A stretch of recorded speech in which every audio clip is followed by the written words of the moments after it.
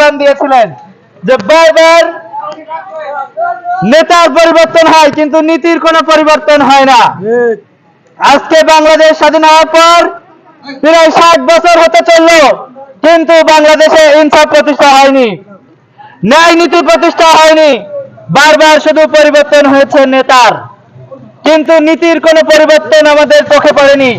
এজন্য বারবার শুধু নেতার পরিবর্তন না করে আসুন আমরা বারবার নেতার পরিবর্তন না করে নীতির পরিবর্তন করি। যেই নীতি গ্রহণ করলে রাষ্ট্রে খুন হবে না, গুম হবে না, রাষ্ট্রের টাকা চুরি করে বিদেশে বাড়ি গাড়ি করা হবে না, তেমন নেতা নির্বাচন করি। যে নেতা সুখে দুঃখে সর্বক্ষণ জনগণের পাশে থাকবে।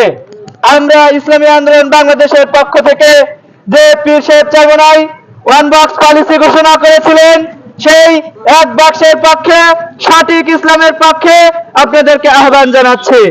আপনারা ইসলামী আন্দোলন বাংলাদেশের সাথে থাকবেন এবং পীর সাহেব চরমোনাইয়ের হাতকে শক্তিশালী করে তাকে সংসদে পাঠাবেন ইনশাআল্লাহ।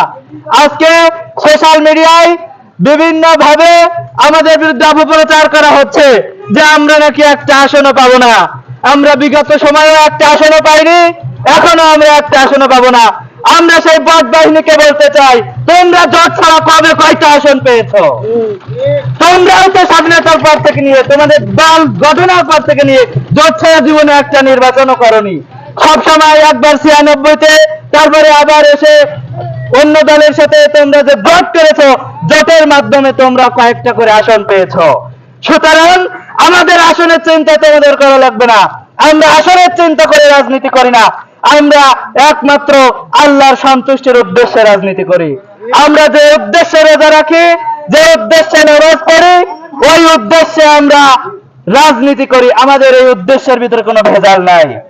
সুতরাং প্রিয় ভাইরা, আপনারা সচেতন মানুষ, শিক্ষিত মানুষ, আপনারা যাচাই বাছাই করবেন, তারপর আপনাদের মূল্যবান ভোটটি প্রদান করবেন।